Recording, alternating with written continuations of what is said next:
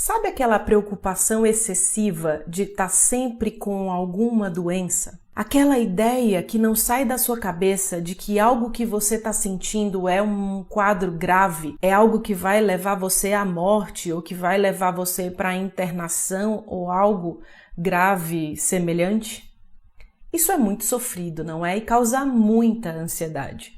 É muito comum pacientes que sofrem com quadros de ansiedade também sofrerem com isso. E a gente vai conversar exatamente sobre isso hoje. Quero dar as boas-vindas a você que está pela primeira vez aqui nesse canal. Eu sou a doutora Ana Heloísa Aguiar, sou médica psiquiatra e convido você a inscrever-se nesse canal, a ativar o sino das notificações para ficar sabendo quando a gente colocar um vídeo novo. E se você já está aqui, já faz parte dessa grande comunidade de saúde mental e não ativou o sininho, clica aí para ficar ativado para quando aparecer o vídeo novo, tá bom? Vamos lá, Bruno. Algumas pessoas chamam de mania de doença.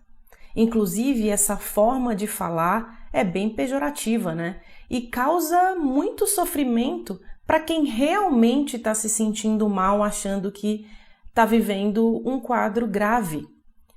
Provavelmente você já ouviu falar em transtornos somatoformes, em hipocondria, em algo desse tipo. A maioria das pessoas conhecem a palavra hipocondria, que tornam isso semelhante à ideia de mania de doença.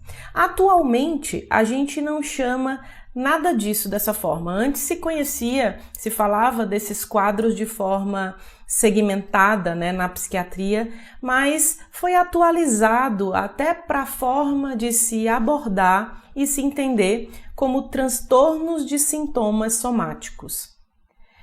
O que são quadros que a gente pode chamar de transtorno de sintomas somáticos? Muitas pessoas têm uma série de dificuldade de sentir algo no corpo e não achar que está vivendo algo muito grave.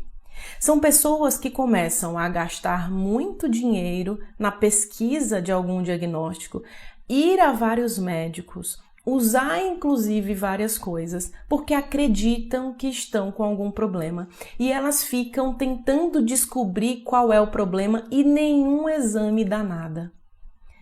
Já foram feitos exames de imagens, exames laboratoriais e a pessoa continua com aquele sintoma que é real. Tanto a queixa quanto o que ela sente, quanto aquilo que pode ser percebido em uma consulta, mas não se acha nada em exames que possam certificar o diagnóstico. Há também pessoas que não necessariamente estão sempre à procura do diagnóstico, né? À procura de fazendo exames, indo a vários médicos, mas estão sempre achando que podem ter algum quadro grave.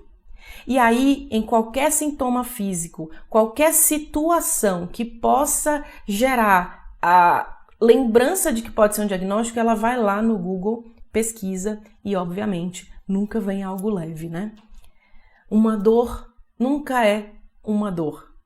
Ela é sempre uma dor que foi causada por algo que resolve-se facilmente. Ela é sempre uma dor causada por uma doença grave. Obviamente, quando se sente algo, é importante se investigar para saber se não se trata de algo grave. Isso é certo, isso é correto. Agora, a busca incessante, já tendo essa resposta na parte concreta, é que é um problema. E hoje eu não vim aqui te dizer o nome de transtornos, te dar uma série de critérios que digam que alguém está com algum transtorno doloroso somatoforme persistente, por exemplo, que é como a gente chama pessoas que têm dores persistentes e que não há nenhuma causa aparente para isso, a hipocondria, né, o transtorno somatoforme indiferenciado, são vários nomes que a gente tem hoje reunidos no que eu falei para vocês, transtornos e sintomas somáticos. Não é isso a coisa mais importante aqui.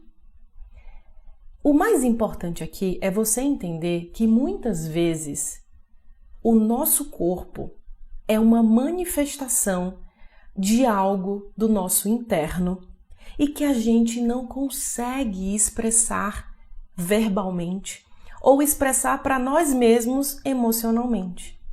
Recentemente eu atendi um paciente que ele sempre acha que vai ter um infarto quando ele tem qualquer coisa no braço esquerdo, ele sempre acha que vai ter um AVC quando ele tem alguma questão que pode ser um formigamento, um dolorimento, ele sempre acha que pode ser um câncer quando ele está com alguma questão de dor ou saiu sangue, digamos, tem sangue nas fezes, algo assim. Ele sempre pensa algo nesse sentido.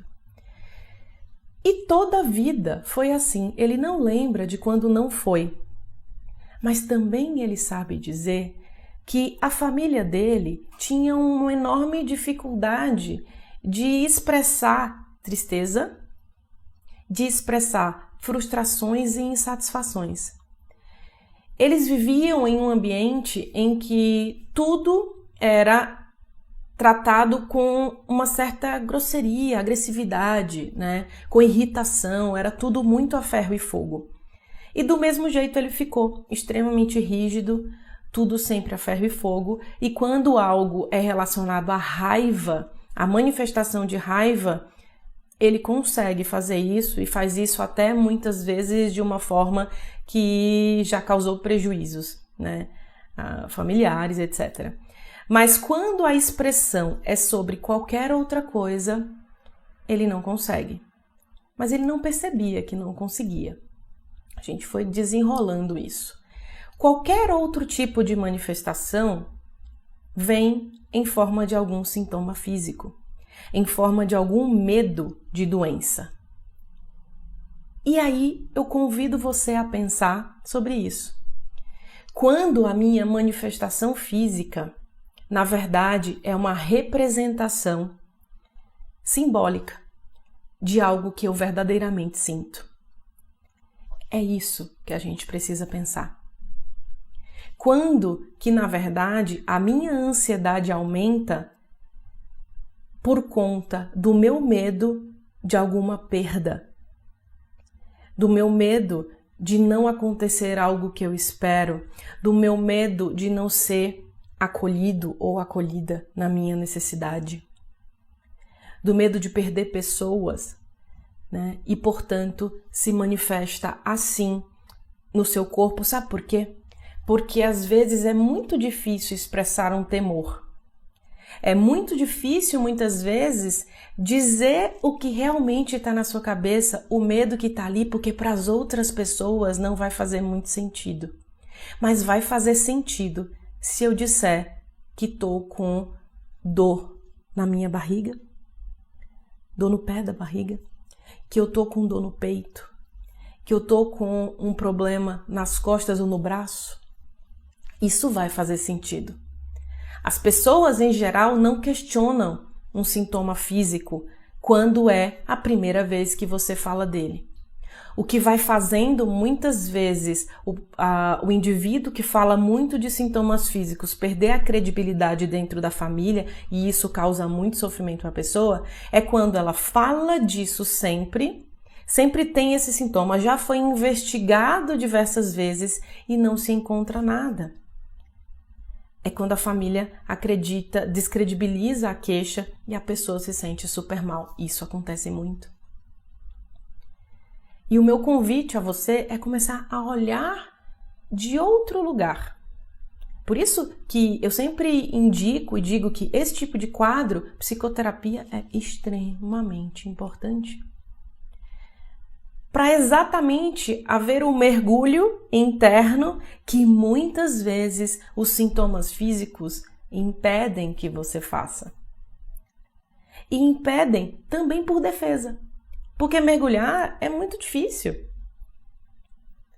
Entrar dentro de si mesmo, trabalhar os medos, aquilo que se tem angústia, né, os temores e a insegurança, é difícil e vai fazer você lidar com coisas que provavelmente fugiu ao longo da vida inteira. Então, quando a gente tem manifestações físicas que frequentemente não são um diagnóstico real, que já foi feita a investigação, você vê que não tem nenhuma alteração orgânica, quando eu digo orgânica, é uma alteração biológica diagnosticável em um exame, a hora é de olhar para outras coisas. Olhar para as relações familiares, olhar para a sua história, olhar para o que aconteceu, olhar para os seus temores que ninguém sabe e que manifesta-se com o medo de morrer, de ter um infarto. Porque muitas vezes a gente sabe também que estar doente pode, ao invés de afastar pessoas, para outros, traz pessoas. E as pessoas acabam cuidando mais do outro, daquele que está doente. Então, o estar doente também pode trazer, e eu não estou dizendo que é o seu caso, tá? A gente está considerando aqui várias coisas, mas pode trazer um ganho secundário.